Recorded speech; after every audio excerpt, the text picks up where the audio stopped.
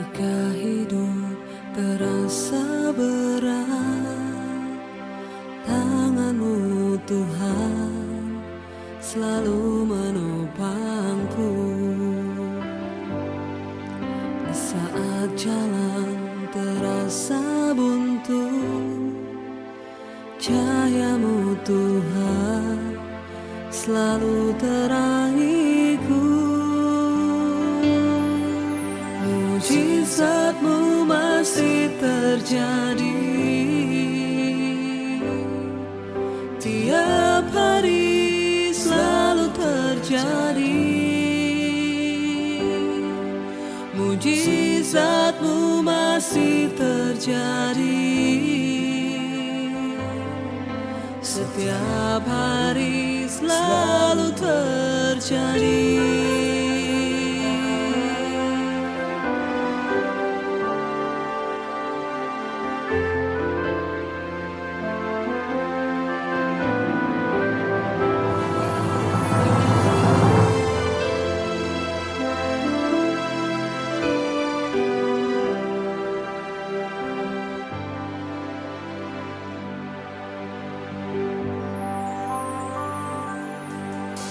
Ketika hidup terasa berat, tangan-Mu Tuhan selalu menopangku.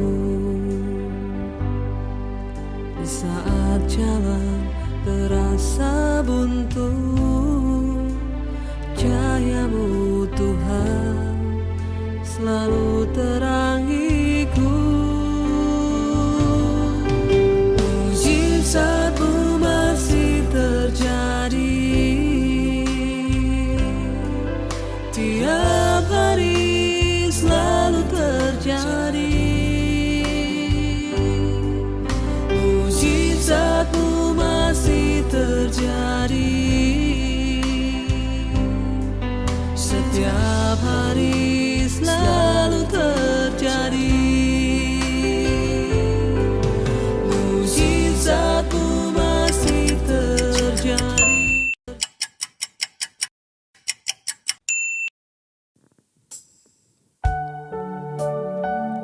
Tuhan Yesus, kami mengucap syukur Tuhan untuk kebaikan-Mu dalam setiap hidup kami Tuhan, untuk kasih setia-Mu Tuhan yang selalu nyata dalam hidup kami Tuhan. Kalau sebentar lagi kami ingin memuji dan meninggikan nama-Mu Tuhan, kiranya Engkau hadir di tengah-tengah kami Tuhan. Terima kasih Tuhan, terima kasih Yesus. Sungguh kami mencintai kediaman-Mu Tuhan. Sungguh ku cinta kediaman-Mu Tuhan, jiwaku rindukan Engkau.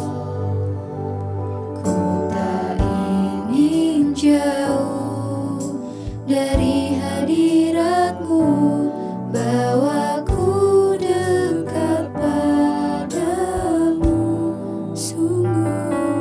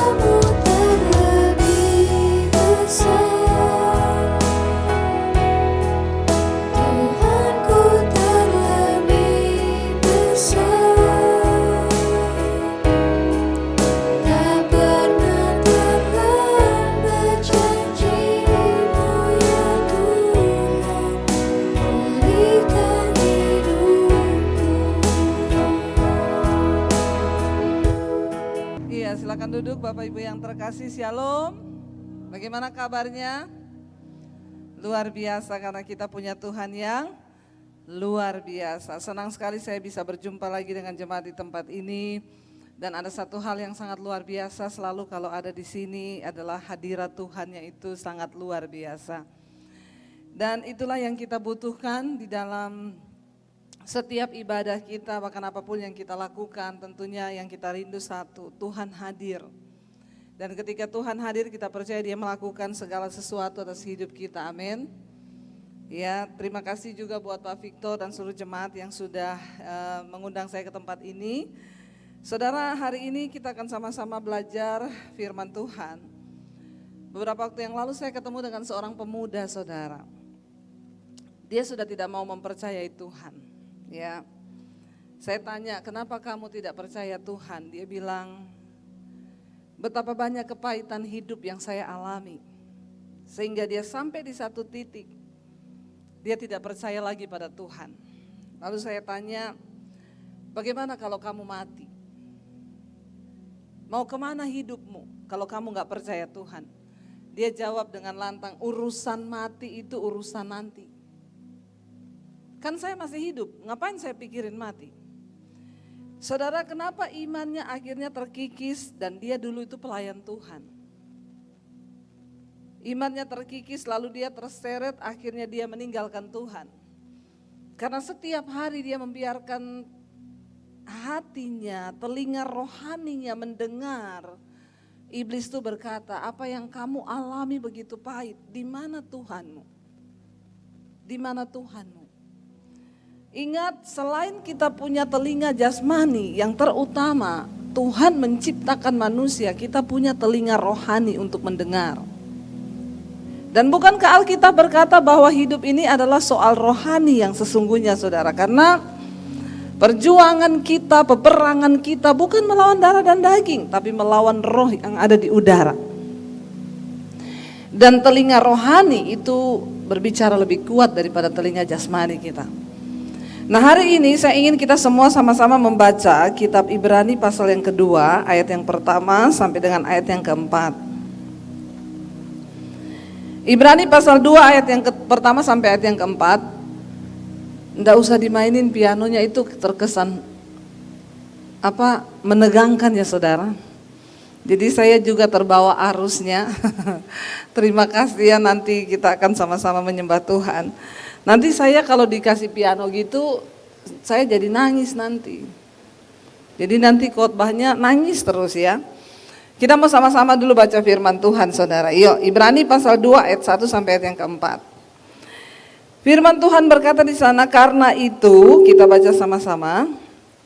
Karena itu harus lebih teliti kita memperhatikan apa yang telah kita dengar, kata firman Tuhan, supaya kita jangan hanyut di bawah arus ya. Sebab kalau firman yang dikatakan dengan perantaraan malaikat-malaikat tetap berlaku dan setiap pelanggaran dan ketidaktaatan mendapat balasan yang setimpal, bagaimanakah kita akan luput jikalau kita menyia-nyiakan keselamatan yang sebesar itu yang mula-mula diberitakan oleh Tuhan dan oleh mereka yang telah mendengarnya kepada kita dengan cara yang dapat dipercayai. Sedangkan Allah meneguhkan kesaksian mereka oleh tanda-tanda dan mujizat-mujizat, oleh berbagai-bagai penyataan kekuasaan dan karunia Roh Kudus yang dibagi-bagikannya menurut kehendaknya. Saudara, ayat ini berkata, karena itu harus lebih teliti kita memperhatikan apa yang telah kita dengar. Saudara, setiap hari yang kita dengar tuh apa saudara ya? Di rumah itu apa yang kita dengar, bahkan ya pengajaran-pengajaran yang kita dengar hari-hari ini, firman ini berkata harus lebih teliti. Dengan adanya masa pandemi ini tiba-tiba di YouTube itu banyak bermunculan ya. Tiba-tiba banyak nabi juga yang muncul ya, yang ngomong Tuhan bicara. Ya, nubuatan 2022, nubuatan 2021, ada yang bilang Tuhan mau datang 1,5 tahun lagi.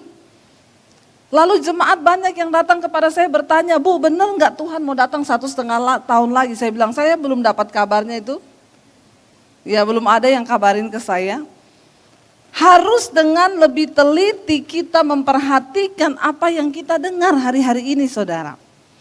Dengan adanya media sosial sekarang YouTube banyak sekali saudara yang masuk. Tetapi perhatikan ya apa yang saudara dengar hari-hari ini.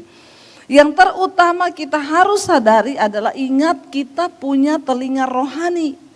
Tuhan itu bisa berbicara kepada kita tetapi setan juga bisa berbicara. Sampai ada akhirnya orang yang jadi gila karena tiap hari mendengar suara-suara. Saya tuh banyak melayani Bu, sekarang itu ya anak saya sudah mulai agak-agak tidak waras. Kenapa? Awalnya dengar-dengar suara. Ya ada suara yang datang ngomong begini, lalu dia dengar, dia biarkan masuk, sekarang udah tidak waras. Saudara kita itu punya musuh kita tuh enggak kelihatan, yang pertama adalah setan. Dan setan itu tiap hari berbicara. Saudara sering enggak mendengar ada suara di dalam hatimu? Tiap hari yang saudara dengar tuh suara, ada yang suara yang baik, ada suara yang tidak baik. Yang masih mendengar di sini berapa banyak? Yang mendengar, yang tiap hari dengar ada suara-suara bicara di dalam hati, di dalam pikiran. Enggak usah gitu, kalau kita ini misalnya berantem ya, suami istri atau siapa. Atau ya enggak usah jauh-jauh lah suami istri, misalnya kita ribut kecil. Lalu ada suara yang ngomong gini kalau ibu-ibu, kamu itu ya, suamimu itu, dari sejak awal kamu menikah, dia kan tidak pernah menghargai kamu. Ibu-ibu ada yang sering dengar begini? Ada orang di sini? Kita dengar kan kadang-kadang ketika kita ada sesuatu, ada kan di hati kita suara yang berkata, lihat suamimu itu tidak pernah menghargai kamu. Atau suami sebaliknya, ketika engkau lagi ribut sama istri, ada enggak ketika engkau duduk sendiri, tiba-tiba ada suara yang bicara di hatimu? Istrimu itu loh, ya tidak pernah menghargai kamu sebagai seorang lelaki, sebagai seorang pria. Pernah enggak bapak-bapak? Ada bapak-bapak di sini? Sering enggak? Ada enggak kadang-kadang suara seperti itu? Ada ya? Kalau saudara masih hidup ada loh. Ini jemaat di Semarang ini anteng-anteng ya. Kalau kita masih hidup itu pasti, jadi oke, saudara setuju dulu kan? Nah ketika kita membiarkan suara-suara itu datang, kita enggak tengking. Maka di situ awal kita memberikan celah bagi iblis untuk bekerja. Tadi malam saya layani konseling saudara ya, dari jam saya pulang ya, habis diajak Pak Victor makan itu sampai di hotel 1 jam saya terima telepon konseling. Ibunya ngomong gini, Bu Debbie saya sudah akhirnya mengambil keputusan untuk menyerah. Saya sudah tidak mau mendampingi suami saya lagi. Kenapa Bu? Saya enggak tahu Bu, akhir-akhir ini saya tuh pahit sama suami saya. Ibu sudah menikah berapa tahun? 35 tahun. 35 tahun, iya. Terus suami ibu berselingkuh dari kapan? Dari awal menikah. Dari awal menikah tuh selingkuh saudara. Terus kenapa ibu? Saya bilang Bu, udah tanggung. Ya kalau orang Jawa bilang udah kebacut. Kenapa ibu mau mundur setelah 35 tahun? Kalau ibu mau mundur dari awal dulu pertama menikah, 1 tahun 2 tahun ibu tahu suami gitu, ya udah mundur-mundur aja. Tapi sekarang kan sudah 35 tahun. Istilahnya kan udah kebal kan. Saya nggak tahu Bu, akhir-akhir ini tuh saya dengar suara bisikan, ngapain kamu bertahan buat suamimu, mundur. Udah tinggalin dia, bahkan dia bilang, saya udah bilang ke suami saya, kalau kamu mau menikah sama perempuan itu, saya persilakan. Oke, saya setuju. Saya bilang, Ibu, iblis itu paling tahu ya. Saya mau bilang sama ibu, Tuhan itu bekerja dan selama ini ibu tuh sudah berdoa buat suamimu. Dan setan tuh tahu kalau waktunya sudah dekat. Ibu sudah 35 tahun bertahan berdoa buat suami. Kenapa ibu biarin di hari-hari terakhir orang suaminya sudah umur 60. Dia juga sudah umur 60. Saya bilang, Bu, udah umur 60 juga apa sih? Kita kan sebagai suami istri itu kalau sudah umur 60 mau ngapain Bapak Ibu? Ada di sini yang sudah umur 60 tahun menikah? Sudah sampai 60 tahun sekarang? Kan sudah bukan kayak anak muda yang masih mengharapkan apa ya, saya bilang kan ibu sekarang juga pastilah sudah tidak, ya maksudnya maaf loh kalau sudah umur 60 juga dalam kalau menuntut untuk seksualitas kan juga sudah tidak kan. Maksudnya ya udah nggak kayak anak muda. Maksudnya ibu sekarang mau menginginkan dari suami itu apa? Sekarang itu kalau sudah mulai menginjak 60 cuma kasih. Yang kita butuhkan itu dalam rumah tangga hanya saling mendorong, saling mendoakan dan mengasihi, kan itu kan yang terlebih penting, benar nggak Bapak Ibu? Nah kenapa ibu sudah di 35 tahun pernikahan terus ibu mau mundur sekarang? Kayaknya lucu Bu, saya bilang. Jangan pernah mengeluarkan perkataan ibu menyetujui suami ibu menikah dengan perempuan lain. Ibu tahu perempuan lain yang mau menikah sama bapak-bapak umur 60. Kalau ada bapak-bapak di sini udah umur 60 masih kepengen dengan perempuan lain, hello. Kamu pikir dia cinta sama kamu, dia cinta uangmu. Enggak ada itu perempuan cinta bapak-bapak udah kakek-kakek 60. Jadi sorry buat bapak-bapak di sini ya.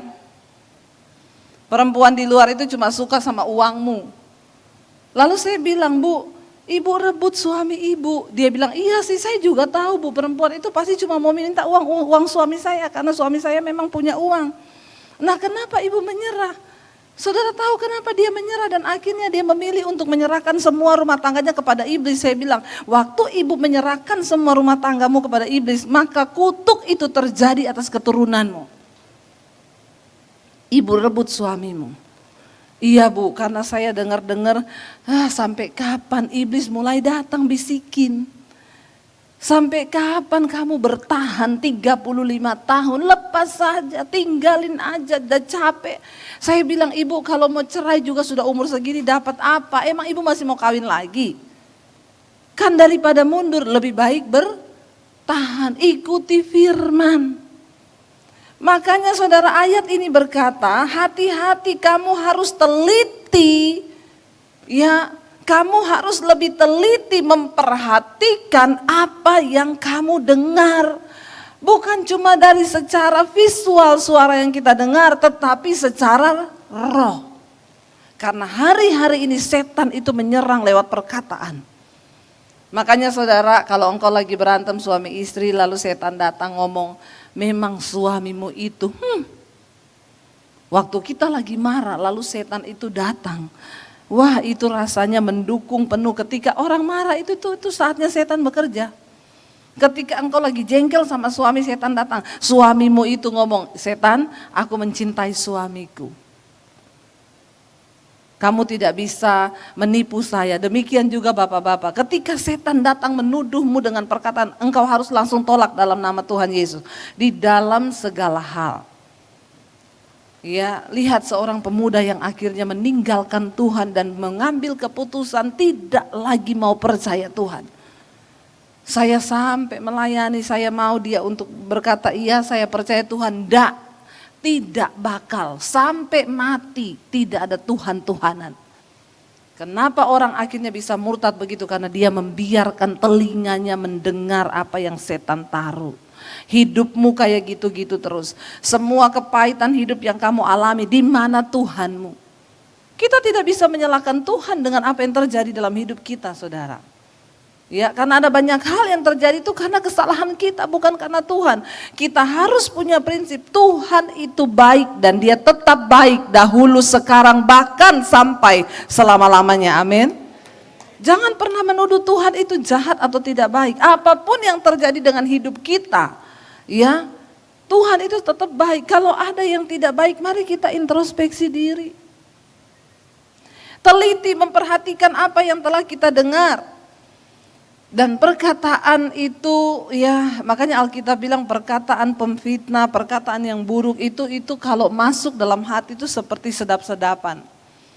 Lebih mudah perkataan yang buruk masuk dalam hidup kita ketimbang perkataan yang baik. Kenapa? Karena dari awal memang manusia itu sudah jatuh ke dalam dosa. Jadi kecenderungan untuk berbuat dosa itu lebih besar. Saya mau kasih satu contoh. Satu kali saudara ada jemaat dia tuh pelihara burung beo, ya. Karena tiap hari suami istri ini jemaat ini berantem, jadi burung beonya itu kan menirukan apa yang dia dengar kan. Tiap hari suami istri kalau berantem, memang kau kurang ajar. Jadi beonya itu tiap ngomong kurang ajar, setan. Karena yang tiap hari dia dengar tuan rumahnya ngomong itu. Satu kali jemaatnya ini ke rumah pendetanya, disambut sama burung beo pendetanya saudara. Burung beonya pendeta begitu dia masuk, burung beonya pendeta ngomong shalom, shalom, haleluya, haleluya. Lalu dia terkejut, burung saya di rumah ngomongnya kurang ajar setan. Kok ini burung beo pendeta nih ngomong shalom, haleluya, shalom. Dia bilang, Pak Pendeta boleh enggak saya pinjam burung beonya saya bawa ke rumah saya 1 minggu aja. Biar burung beo saya itu juga ikut ketularan. Oh iya silakan tapi balikin ya. Iya dibawa pulang saudara. 1 minggu kemudian burung beonya Pak Pendeta dibawa pulang. Begitu sampai rumah lihat Pak Pendeta dia bilang, setan, kurang ajar setan. Jadi siapa yang terpengaruh? Ya, kalau setiap hari kita mendengar yang negatif itu lebih cepat masuk karena memang dari awal manusia itu sudah jatuh ke dalam dosa. Lebih gampang berubah ke hal yang buruk itu cepat dan mudah sekali ketimbang kita berubah ke arah yang baik. Makanya ibu-ibu kalau dengar gosip, kalau dengar sesuatu yang tidak baik, langsung saja dalam nama Yesus. Tidak usah didengar karena itu nanti akan mempengaruhi hidup kita. Ya, saya dengan suami juga belajar kadang ya kita ini kalau membicarakan sesuatu ya kadang suami saya ingatin, tidak usah dibahas yang kayak begitu. Saya pikir kadang ada bagusnya juga ya, tidak usah dibahas. Kita belajar loh untuk menfilter apa yang kita dengar. Karena itu harus lebih teliti kita memperhatikan apa yang kita dengar supaya kita jangan hanyut ya, terbawa dikatakan di sana apa? Arus. Di dunia ini banyak sekali arus. Arus kepahitan, arus kebencian. Kenapa saudara sampai orang itu bisa membuat satu grup dan di situ grup semua ya yang akhirnya ada demo, ada apa kan itu semua diawali dari apa yang mereka dengar. Jadi mari kita memfilter hari ini, perhatikan dengan teliti apa yang kita dengar. Ya, lalu saya pengen kita baca Roma pasal yang ke-10 ayat 16 sampai ayat yang ke-21. Saudara, Roma 10 ayat 16 ayat sampai 21 di sana dikatakan begini, tetapi tidak semua orang telah menerima kabar baik itu. Ya, Yesaya sendiri berkata, Tuhan, siapakah yang percaya kepada pemberitaan kami? Jadi iman timbul dari apa? Pendengaran dan pendengaran akan firman Kristus. Kenapa kita harus meneliti dan memfilter apa yang kita dengar? Karena ternyata kalau ayat ini berkata iman timbul dari pendengaran dan pendengaran akan firman, berarti juga kekhawatiran bisa timbul dari pendengaran. Ketakutan bisa timbul dari pendengaran. Semua hal-hal yang buruk juga bisa timbul dari pendengaran, tergantung kepada apa yang kita dengar. Terutama bisikan-bisikan setan. Saya nggak tahu ketika saya berdoa Tuhan, apa yang harus saya sampaikan buat jemaat di sini. Kuat sekali Tuhan mengingatkan, ingatkan tentang suara roh yang hari-hari ini sedang berbisik di hati umatku. Saya tidak tahu bisikan apa yang kita dengar, tapi mari kita mulai belajar. Tutup rapat kalau ada suara negatif datang hidupmu, lihat kayak gitu-gitu. Semakin buruk keadaanmu ke depan, tolak dalam nama Tuhan Yesus. Aku percaya pada firman bahwa Tuhan menyertaiku sampai pada akhir zaman. Jangan biarkan saudara. Kenapa? Karena ternyata kemurtatan itu bisa terjadi waktu kita membiarkan suara-suara roh itu berbicara. Bukan Roh Kudus loh. Tapi roh yang dari kuasa gelap. Kenapa? Karena peperangan kita bukan lawan darah dan daging. Di sini dikatakan saudara, ya Yesaya juga pernah ragu. Dia berkata, Tuhan, siapa yang akan percaya kepada apa yang kami beritakan tentang Engkau? Jadi iman timbul dari pendengaran dan pendengaran akan firman Kristus. Kalau iman saja bisa timbul karena pendengaran, berarti ketakutan juga bisa timbul karena pendengaran. Mendengar berita-berita hari-hari ini yang tidak pernah baik kita dengar lalu kita simpan. Makanya hari ini banyak dengar firman, banyak baca Alkitab, banyak naikkan pujian penyembahan. Perkatakan firman. Kenapa Tuhan berkata kepada Yosua, perkatakan kitab Taurat ini siang dan malam supaya engkau bertindak hati-hati sesuai dengan apa yang tertulis dalamnya. Kenapa kita harus perkatakan firman? Supaya telinga kita bisa mendengar. Karena iman timbul itu dari pendengaran akan firman Kristus. Bagaimana mungkin iman kita kuat? Engkau tidak pernah memperkatakan firman. Bagaimana imanmu mau naik? Engkau tidak pernah mengucapkan firman. Ya, ayo perkatakan. Ketika engkau khawatir, ketika engkau takut, perkatakan firman, ucapkan firman. Firman Tuhan itu berkuasa, bahkan bisa menciptakan yang tidak ada menjadi ada. Saya selalu bersaksi, saudara, memasuki pandemi ini ada banyak ketakutan di benak saya. Mungkin saudara yang sudah mengikuti saya sudah tahu, berkali-kali saya saksikan. Memasuki pandemi, saya dengan suami sudah punya keputusan yang terburuk. Karena kita nggak tahu apa yang akan terjadi 1 tahun ke depan. Kita juga nggak tahu kapan pandemi ini berakhir. Yang pasti semua jadwal berhenti, gereja bahkan tidak bisa beribadah. Yang ada dalam benak saya dan suami apa? Kita jual rumah di Jakarta lalu kita balik Solo. Itu pun kalau ada yang beli. Karena siapa yang mau beli hari-hari gini?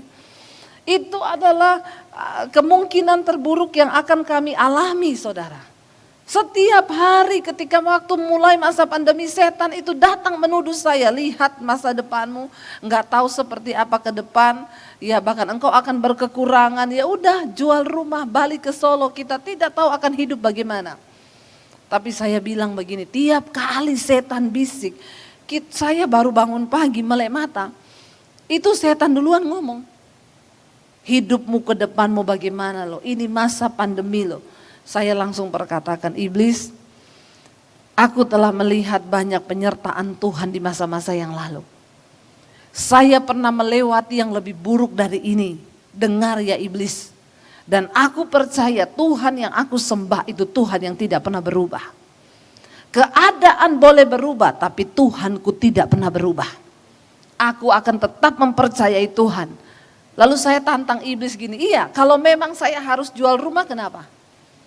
Saya tidak akan pernah menuduh Tuhan itu jahat. Sekalipun saya kehilangan segalanya, saya tetap mau bilang Tuhan itu baik. Dan aku tetap percaya Tuhan menyediakan rancangan yang terbaik bagi aku yang percaya kepada Dia. Saya lawan setiap hari iblis, saudara. Saya perkatakan firman dan saudara tahu, waktu engkau memperkatakan firman itu berkuasa. Kenapa? Karena firman itu punya kuasa untuk mencipta. Yang tidak ada bisa menjadi ada. Apakah keadaan sudah berubah? Belum. Saya masih tetap melihat pandemi ini berkepanjangan. Bahkan undangan pelayanan khotbah juga belum ada. Karena kami hidup benar-benar full time sebagai hamba Tuhan. Bukan full time di gereja, tapi full time kepada Tuhan, full heart. Lalu setiap hari itu setan datang menuduh saya, tapi saya terus berkatakan. Dan Alkitab berkata firman Tuhan itu memang benar-benar berkuasa. Saudara, saya mau bersaksi sama saudara, saya tidak jadi jual rumah sampai hari ini. Saya malah beli rumah lagi, tepuk tangan buat Tuhan. Tuhan izinkan ya, kami sedang bangun studio DBTV sekarang di Jakarta. Apa yang itu apa ada di benak saya? Yang ada di benak saya mau jual rumah. Tapi ketika kita memperkatakan firman, ketika kita mengucapkan firman, benar apa yang tidak ada itu menjadi ada. Perhatikan apa yang kau dengar hari-hari ini. Saya nggak tahu Tuhan berbicara keras untuk sampaikan di sini. Karena banyak hari-hari ini umatku kata Tuhan. Mereka sedang menuju kepada kemurtatan. Kemurtatan itu bukan berarti engkau tinggalkan Yesus saja. Di hatimu sudah tidak percaya ada Tuhan yang bekerja, itu engkau sudah murtad loh. Karena kekhawatiran dunia ini menghimpit, karena arus dunia yang begitu deras membawa kita, rasanya tidak mudah untuk mempercayai Tuhan. Tapi dengar baik, Tuhan ingatkan kita hari ini, perhatikan, teliti apa yang engkau dengar.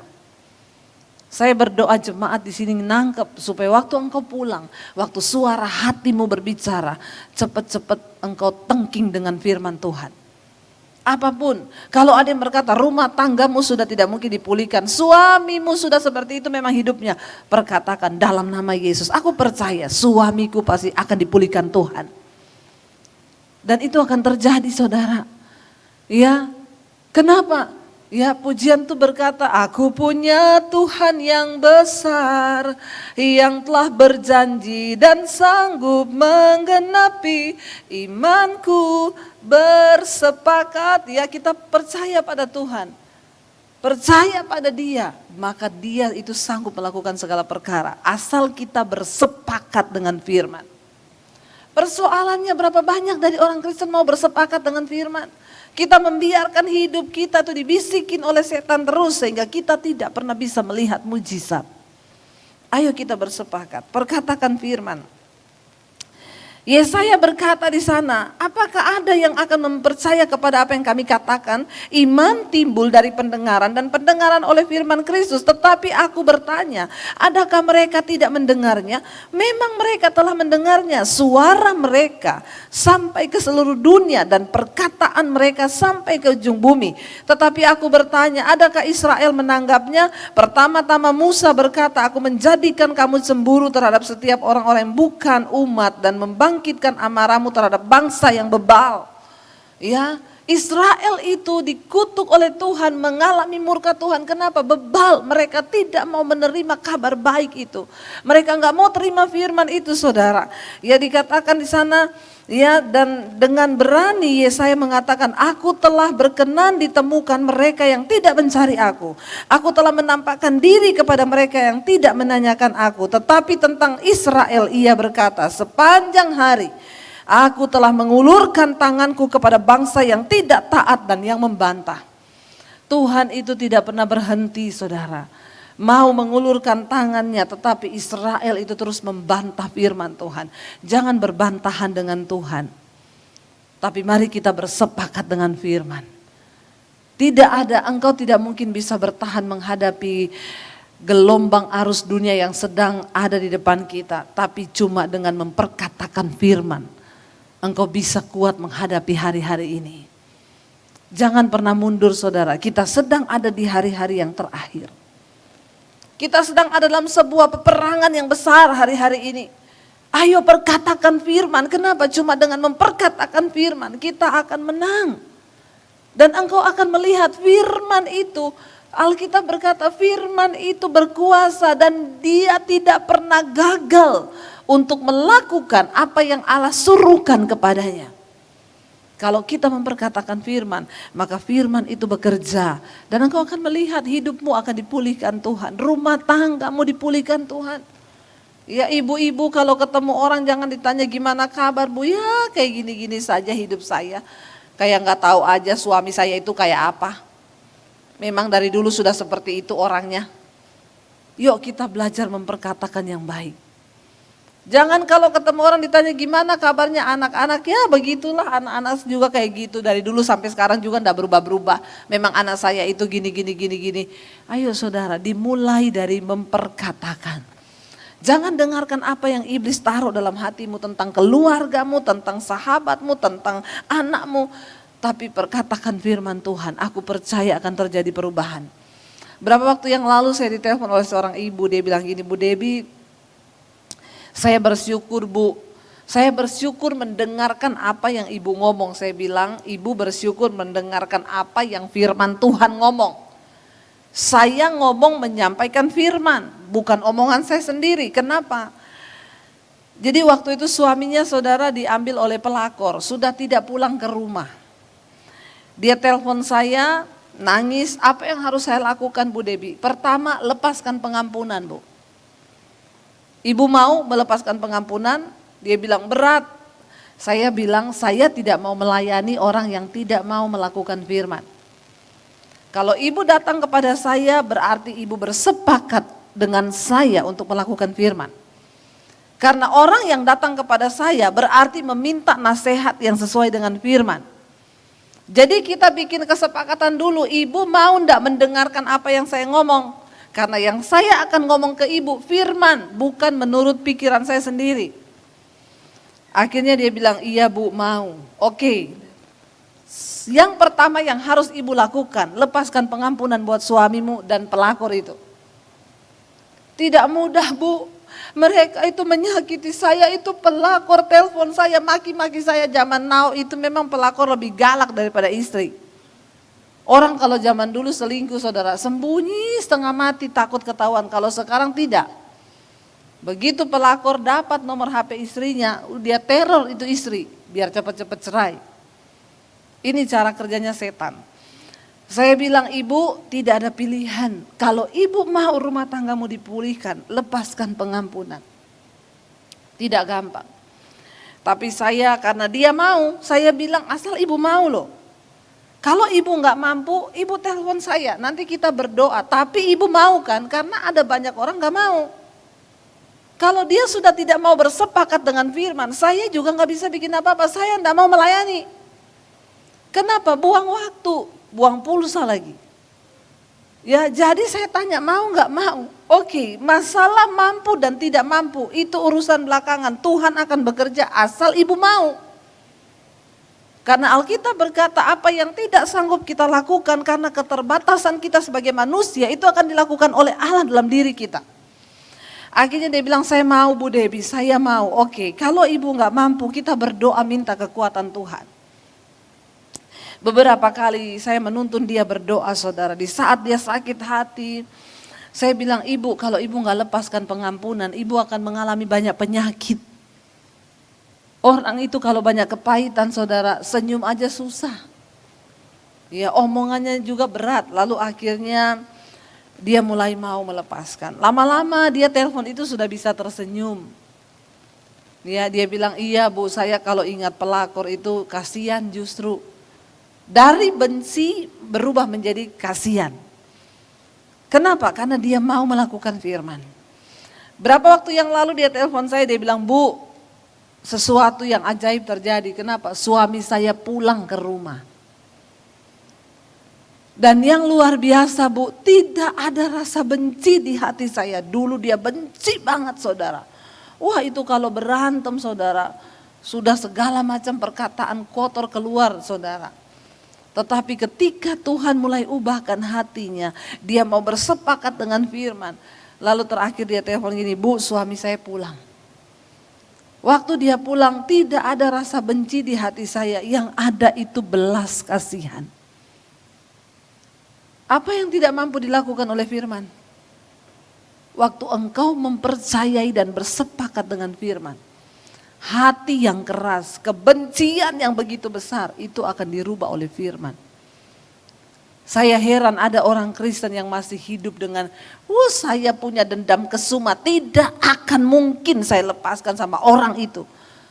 Ini orang-orang macam begini, orang-orang yang tidak mau tunduk kepada firman dan tidak mau bersepakat dengan Tuhan. Yang begini ini yang murtad walaupun Kristen. Namanya tidak tercatat dalam kerajaan Allah. Saudara tidak ada pilihan hari ini, mari kita bersepakat dengan firman.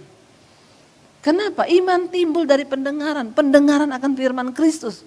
Bukan cuma itu, firman sanggup menciptakan masa depanmu. Saya sudah melihat dengan mata kepala saya tahun lalu yang ada di benak saya jual rumah pulang Solo. Tapi waktu saya memperkatakan firman, apa yang terjadi? Semua ketakutan itu tidak terjadi. Tuhan mengubah keadaan dari yang tidak mungkin menjadi mungkin. Dari yang tidak ada menjadi ada.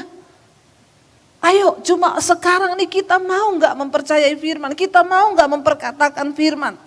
Ya Tuhan berkata di sini iman itu timbul dari pendengaran. Tetapi bangsa ini kata Tuhan, mereka membangkitkan amarahku sepanjang hari aku telah mengulurkan tanganku kepada bangsa yang tidak taat dan yang membantah ini. Mengapa mujizat tidak pernah terjadi dalam hidup kita? Karena kita berbantahan dengan firman. Kita nggak mau setuju. Alkitab udah bilang bersukacitalah. Kita kehilangan damai. Kita nggak bersukacita. Di rumah kita ribut. Kita berantem suami istri. Ya tidak ada damai sejahtera. Bagaimana kita bisa melihat firman digenapi? Alkitab berkata 2 orang bersepakat di dunia ini meminta apa aja Tuhan pasti beri. Ini bicara tentang kekuatan suami istri. Kenapa ada firman Tuhan saudara? Firman ini ditulis supaya hidup kita ini di dunia ini berhasil dan beruntung. Tuhan bilang, Yosua jangan engkau lupa memperkatakan kitab Taurat ini. Renungkan itu, perkatakan itu siang dan malam. Supaya perjalananmu di dunia ini berhasil dan beruntung. Cuma itu saudara, dan saya sudah mempraktekkan dan saya melihat itu semua terjadi dalam hidup saya. Untuk apa kita percaya Tuhan kalau kita tidak bersepakat dengan firman-Nya?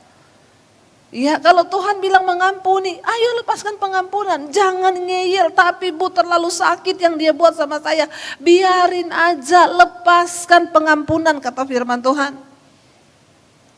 Makanya saya itu saudara, kalau ada orang datang bertikai rumah tangganya sudah diambang perceraian, saya selalu tanya, ya kalian ini ada nggak salah satunya yang masih mau rumah tangga ini dipulihkan? Kalau masih ada salah satu berkata saya mau Bu, oke kita jalan, kita minta Tuhan bekerja. Tapi kalau dua-duanya berkata sudah enggak mau Bu, udah cerai aja. Maka saudara nggak usah buang waktu. Susah layani yang kayak begitu. Tuhan bisa bekerja waktu kita mau bersepakat dengan Dia. Waktu kita mau bersepakat dengan firman, gak ada yang mustahil. Ketika engkau juga punya anak, ya saya pernah melihat satu kesaksian seorang ibu yang anaknya lahir autis. Gak bisa ngomong. Tapi dia perkatakan firman setiap hari, aku menciptakan engkau kembali. Organ-organ tubuhmu sehat. Syaraf-syarafmu normal, engkau bisa berbicara. Anaknya sehat saudara. Bahkan bisa tumbuh normal. Asal kita mau bersepakat dengan firman, apa yang tidak mungkin? Ya, firman Tuhan itu sanggup melakukan segala perkara. Hari ini saya berdoa supaya kita semua diberikan Tuhan kepekaan lebih lagi. Hati-hati dengan apa yang kau dengar, teliti. Ya terutama bisikan-bisikan di dalam hatimu itu yang Tuhan ingatkan hari ini buat setiap jemaat di tempat ini. Jangan biarkan bisikan di hatimu. Saya melihat sekarang saudara, di masa pandemi ini kenapa di Jepang itu tingkat bunuh dirinya tinggi sekali. Ya, yang mati karena corona cuma ribuan, yang mati karena bunuh diri itu puluhan ribu. Puluhan ribu. Kenapa saudara? Karena mereka mengikuti bisikan di dalam hatinya. Tentang kepahitan hidup, tentang sesuatu yang ya menuduh bahwa Tuhan itu tidak ada, bahwa Tuhan itu jahat. Tetapi waktu engkau mendengarkan firman. Saya kemarin waktu diizinkan Tuhan ya pelayanan di Amerika saudara. Waktu saya pelayanan khotbah di Colorado, saya ketemu dengan jemaat Mesbah Doa. Dia bilang, Bu, saya bersyukur di masa pandemi saya bisa ketemu channel Ibu. Hidup saya diubahkan. Saya ini pelayan Tuhan, Bu. Tapi ya pelayan Tuhan tapi di rumah berantem sama suami. Ya berantem jalan terus. Pokoknya hidup saya tidak berubah lah. Padahal saya seorang pelayan Tuhan di gereja. Tapi sejak saya mendengarkan khotbah-khotbah Ibu, saya belajar untuk berubah, Bu. Dan saya banyak diubahkan Tuhan. Saya mulai belajar sabar menghadapi suami saya. Dan singkat cerita suaminya sakit saudara. Ketika suaminya sakit itu dokter bilang dia kehilangan kayak ingatan. Jadi ya udah ya maaf kata kalau saya ngomong ya sudah seperti orang yang hilang ingatan. Jadi kadang jalan-jalan sendiri, kadang marah-marah sendiri, senyum-senyum sendiri. Tidak mudah loh seorang istri itu, dan dia bilang suami saya ini selama muda Bu. Menyakiti hati saya terus. Ya coba kalau dia bilang coba saya nggak bayangkan kalau saya nggak mendengar firman yang Ibu sampaikan. Mungkin di saat tua suami saya sakit begini saya racun kali. Ya benar karena waktu muda menyakiti terus. Tapi Tuhan itu luar biasa Bu. Tuhan itu mengubahkan saya, mengubahkan karakter saya. Saya bersyukur Tuhan sudah persiapkan saya. Ketika suami saya sakit begini, dia bilang, itu kan dokter juga gak bisa berbuat banyak. Ya sudah berumur, ingatannya udah mulai hilang dan dia begitulah marah-marah sendiri, ini sendiri. Dia bilang, saya perkatakan firman Bu. Kalau suami saya mulai ngamuk, itu kalau datang ngamuknya saudara, ya kayak orang gila, ngamuk saudara. Kata istrinya gini, saya bersyukur Bu, dia kalau udah mulai ngamuk, saya memperkatakan firman Bu. Saya lihat suami saya lalu saya berkata, tenanglah jiwamu dalam nama Yesus. Tiba-tiba suaminya bisa tenang, duduk, gak jadi marah-marah. Lalu akhirnya saudara dia bilang, saya ikuti mesbah doanya ibu kan, tiap malam ibu berdoa, Tuhan semua orang yang terikat dengan obat tidur, ya diputuskan dalam nama Yesus. Suami saya tadinya tidak bisa tidur kalau malam itu harus pakai obat tidur dari dokter. Tapi saya praktekkan Bu, apa yang ibu sampaikan. Suami saya doakan setiap malam, Tuhan dia tidur tanpa obat tidur. Dia bilang puji Tuhan Bu, sudah 2 bulan ini suami saya lepas dari obat tidur, dia tidur secara normal. Di sini ada yang terikat dengan obat tidur? Nggak bisa tidur, berdoa saudara. Engkau butuh ketenangan jiwa dari Tuhan. Dan ketika engkau bersepakat dengan firman, maka hidupmu akan mengalami sesuatu yang berbeda. Mari kita bangkit berdiri bersama, kita mau datang kepada Tuhan. Kita mau bilang, aku punya Tuhan yang besar. Dia yang telah berjanji dan dia juga yang sanggup menggenapi semua janjinya. Angkat imanmu pada Tuhan. Aku punya Tuhan yang besar, yang telah berjanji dan sanggup menggenapi. Imanku bersepakat, percaya kuasanya. Ku terima sekarang kemenangan dan lebih lagi katakan, aku punya Tuhan yang besar, yang telah berjanji dan sanggup menggenapi. Imanku bersepakat, percaya kuasanya. Ku terima sekarang kemenangan. Lebih lagi angkat hatimu, angkat tanganmu kepada Tuhan. Aku punya Tuhan yang besar, yang tak berjanji dan sanggup menggenapi. Imanku bersepakat, percaya kuasanya. Ku terima sekarang kemenangan darimu. Saudara, mungkin hari-hari ini iblis sedang berkata, hidupmu tidak mungkin dipulihkan. Rumah tanggamu tidak mungkin dipulihkan. Kesehatanmu tidak mungkin dipulihkan. Bahkan mungkin hari-hari ini setan sedang menebarkan banyak perkataan-perkataan yang mematikan imanmu. Tuhan ingatkan hari ini. Hati-hati, perhatikan dengan teliti apa yang kau dengar. Pastikan kita hanya mendengarkan firman. Pastikan perkatakan firman, lawan iblis dengan firman Tuhan. Mari hari ini engkau mulai belajar perkatakan sesuatu yang positif atas masalah. Mari dengan iman saudara, katakan aku percaya Tuhan hidupku pasti dipulihkan. Aku percaya rumah tanggaku pasti dipulihkan. Aku percaya kesehatanku pasti dipulihkan. Aku percaya bisnisku, usahaku pasti dipulihkan Tuhan. Mari mulai memperkatakan sesuatu yang positif atas hidupmu. Mari mulai ucapkan janji-janji Tuhan atas hidupmu. Mari bersepakat dengan firman Tuhan. Sebab kita punya Tuhan yang besar. Dia yang telah berjanji menyertai kita sampai pada akhir zaman.